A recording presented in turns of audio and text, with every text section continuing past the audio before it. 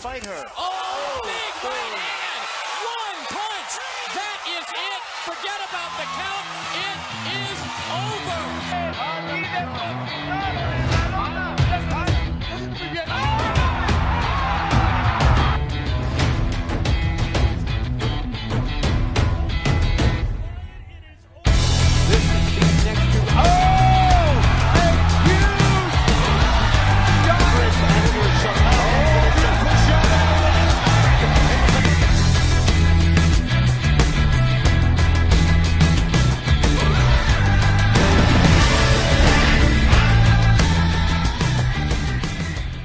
Sulem Urbina.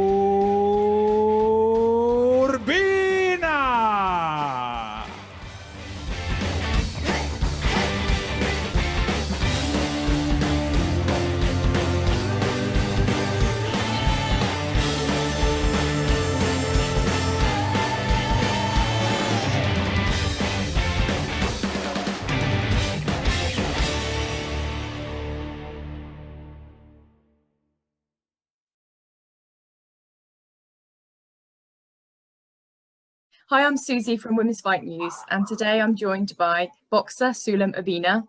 So thank you very much for joining me today, Sulem. And how are you? Hi, I'm doing well. I'm excited to be talking to you. Thank you for reaching out. It's always exciting, meeting new people and doing fun interviews and talking what I love, boxing. Thank you very much for your time. No, I'm excited.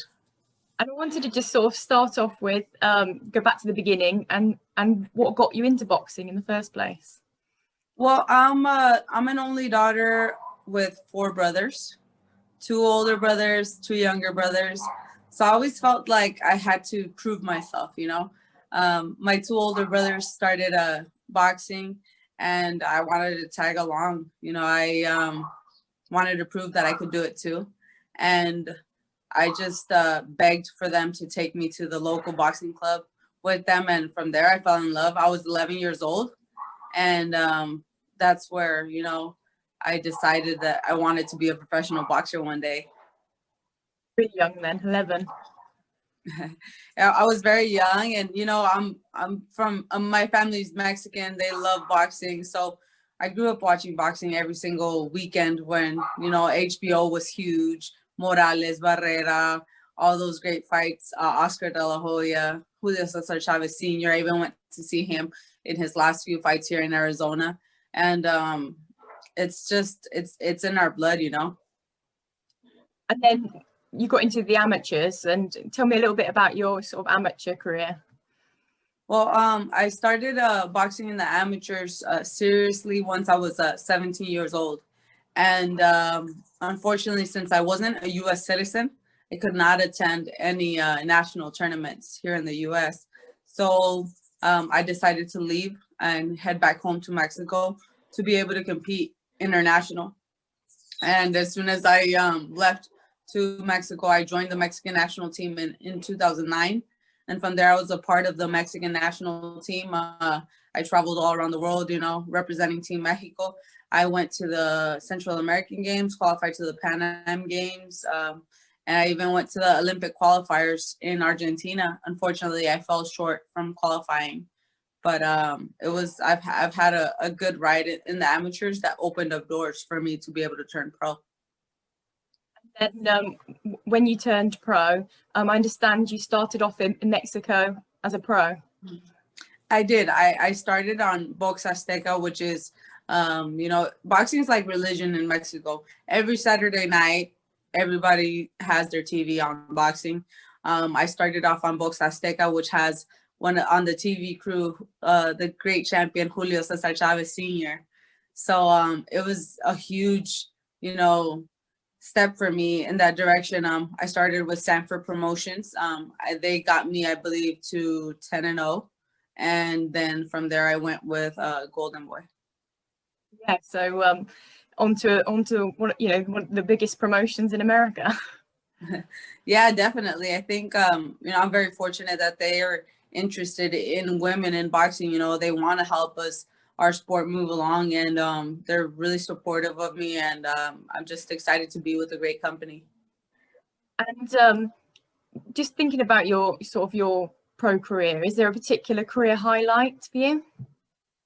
I think my 9th fight was my debut on the Zone, and I was a swing bout, and the co-main event ended up, ending, I believe, in the 4th round, and it was over right away. So they needed somebody to fill in, and I went in as a swing bout right before the main event in a packed arena.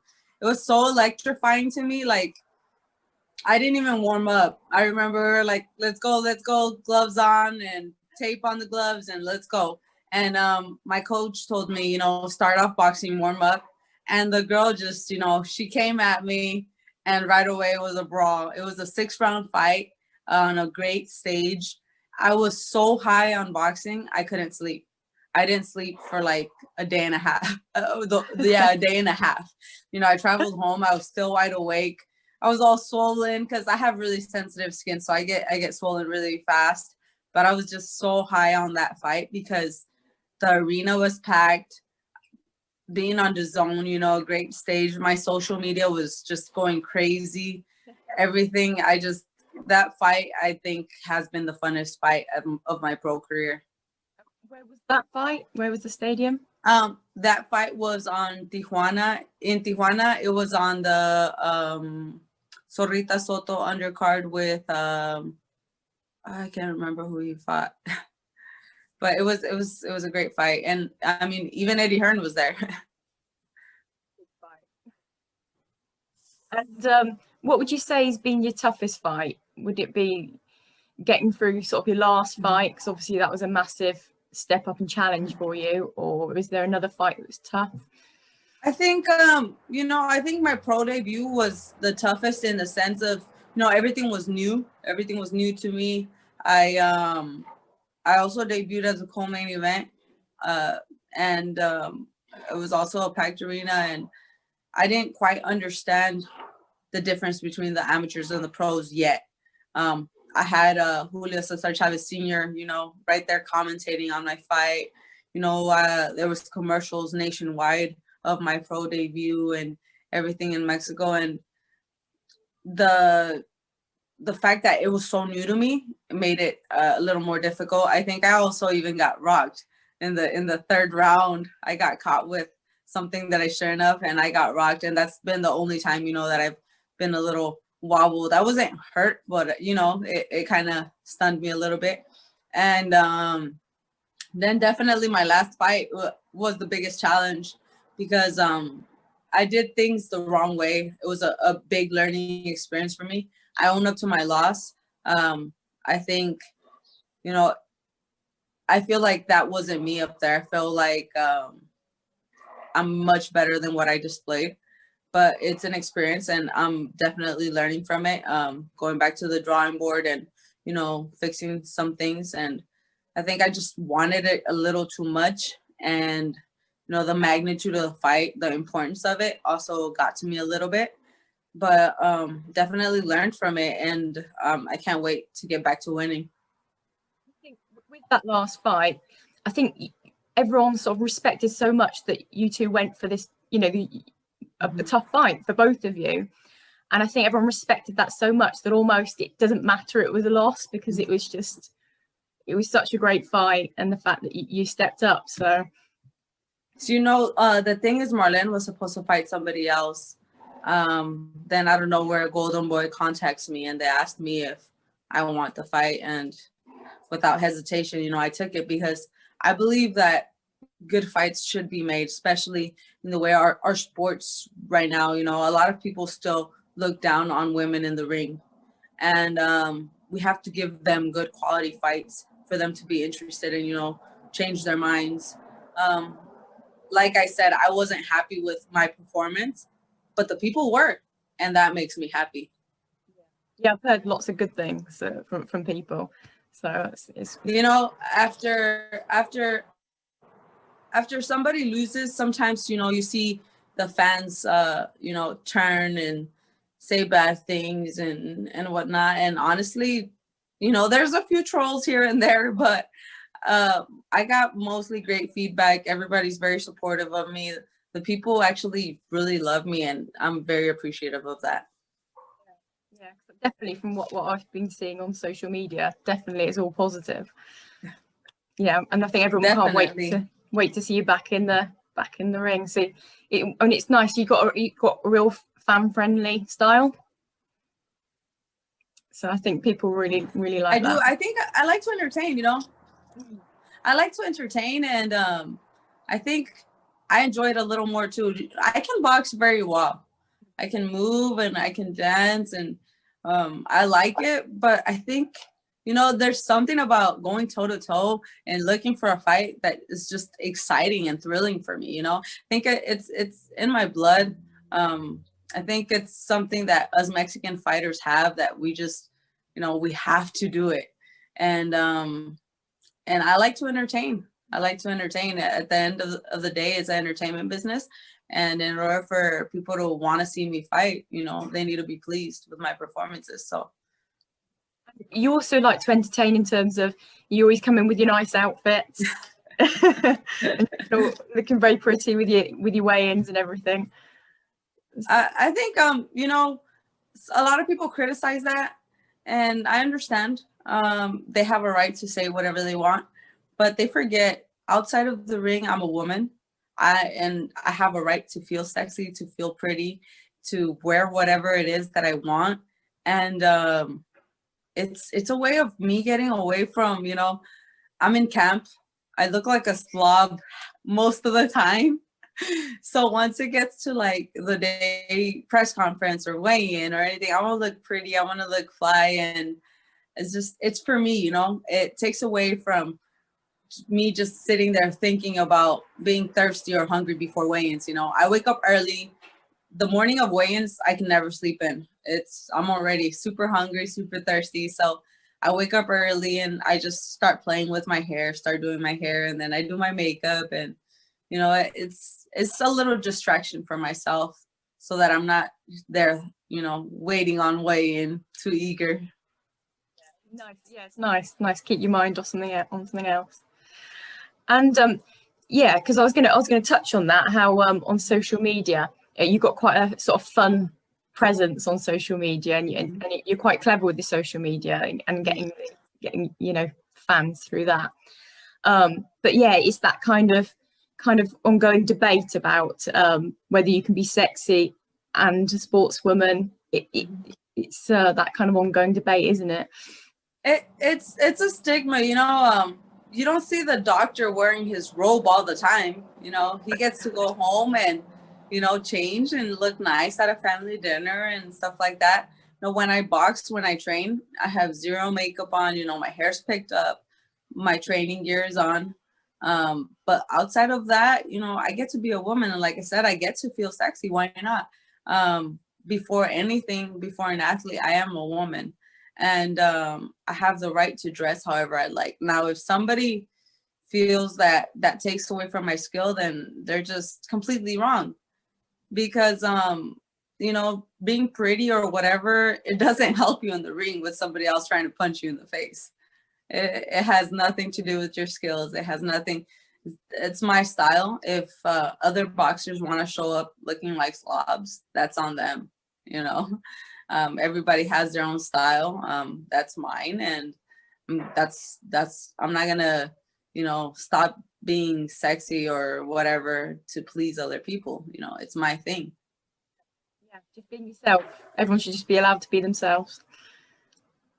Exactly. I mean, I think social media is so mean, and, you know, they just look at everything to nitpick and whatnot. But I'm very fortunate that I do have a fan base that is very loving and caring and supportive.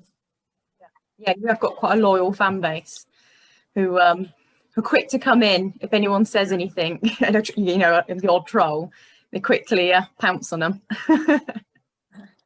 Exactly. I think you know, what you put out into social media should always be positive, and you know, make people laugh, you know, especially in these times right now.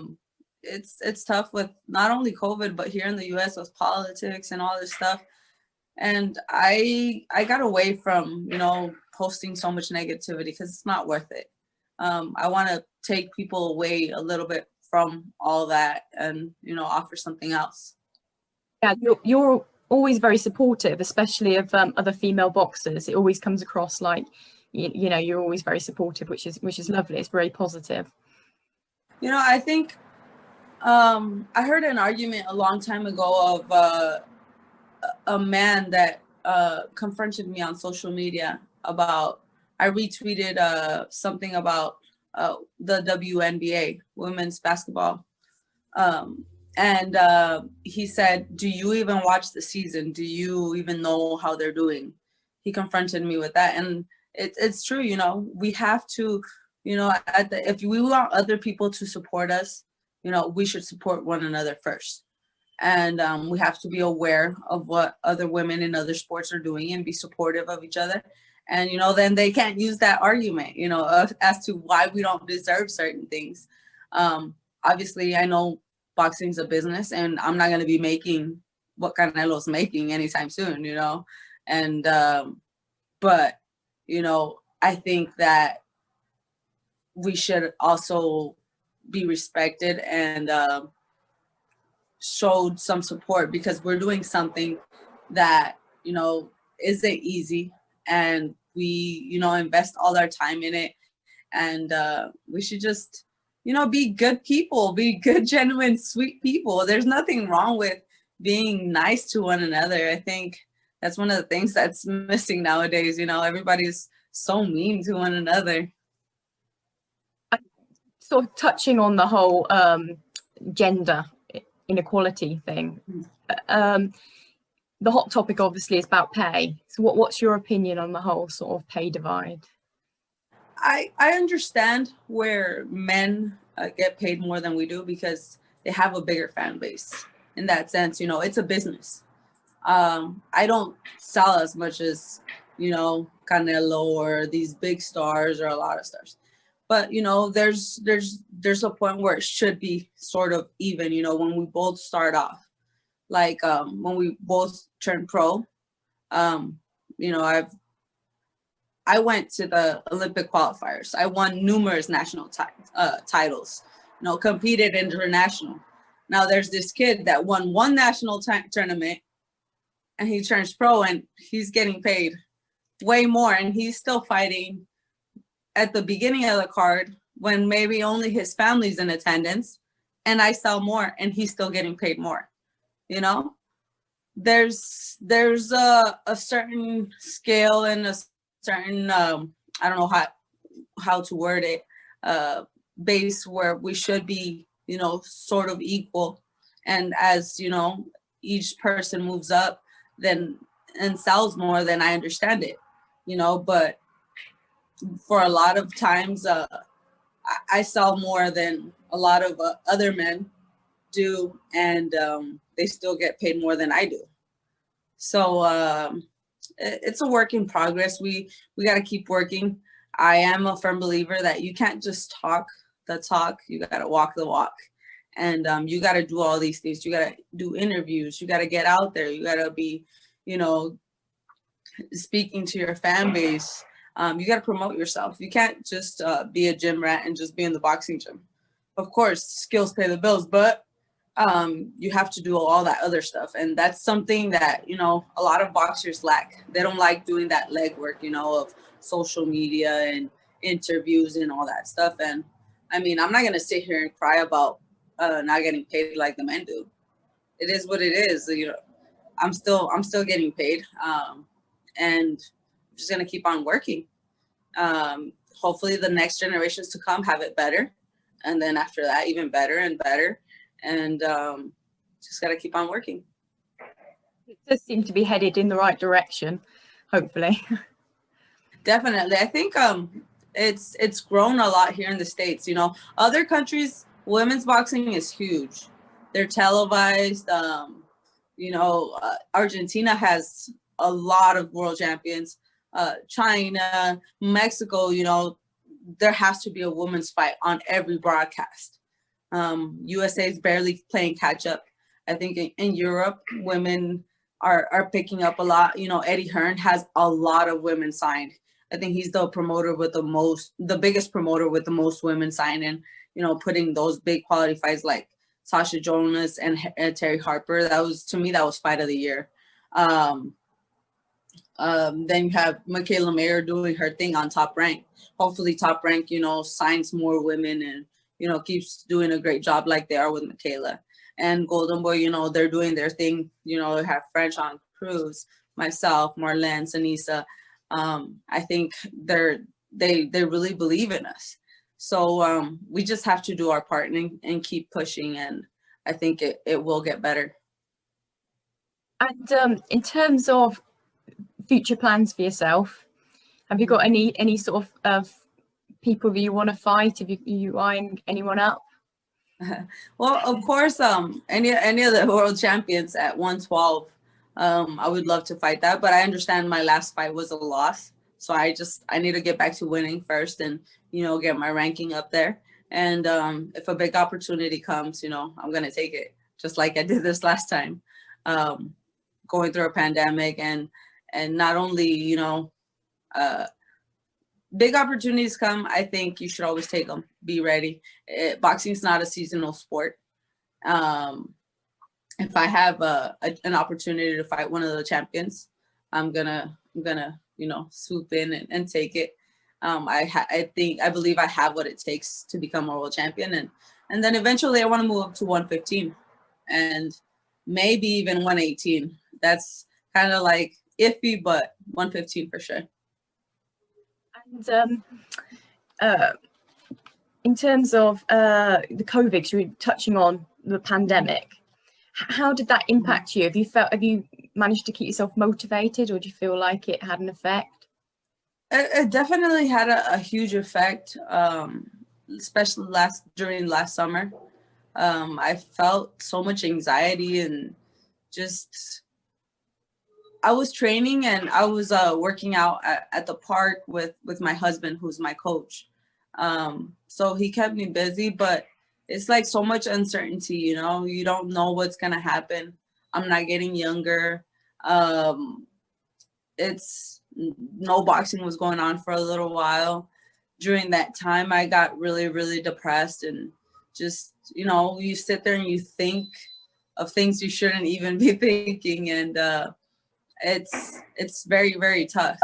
I think that, you know, the whole fact of not having that human to human contact, not being able to see your friends, or, you know, it's very stressful, and it really did have an effect on me, but I'm doing better managing it.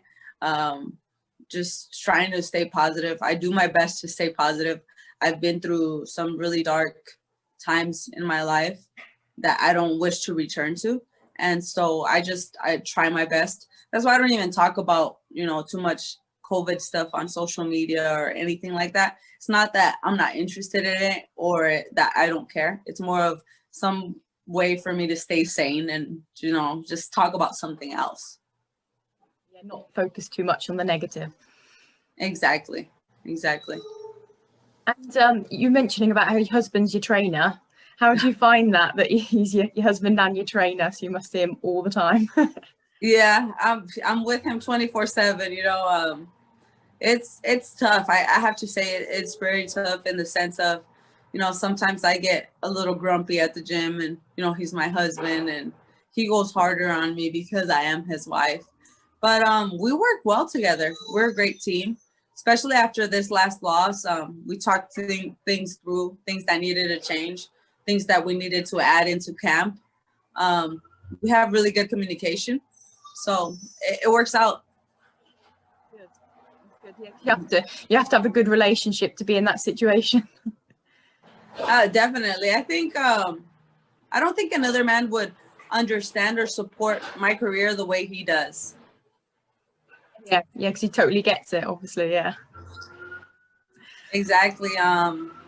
We've been together for years. I knew him before he was my husband, my anything. He was just my coach. So I kind of knew already his work ethic, and it just it works out. And in terms of outside of boxing, have you got any passions outside of boxing that you like to, things you like to do? Well, I love to cook. I'm a really good cook. You know, I enjoy being in the kitchen, and it's funny because when I'm cutting weight, I cook what I crave, and I watch my husband eat it.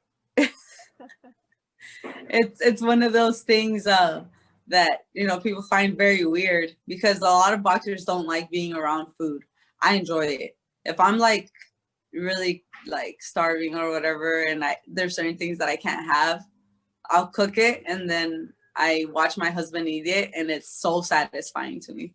That really helps. It really, really helps. Like the nights before I travel out to my fight, I'll usually make something that's absolutely bad, like high calories, super fat, everything.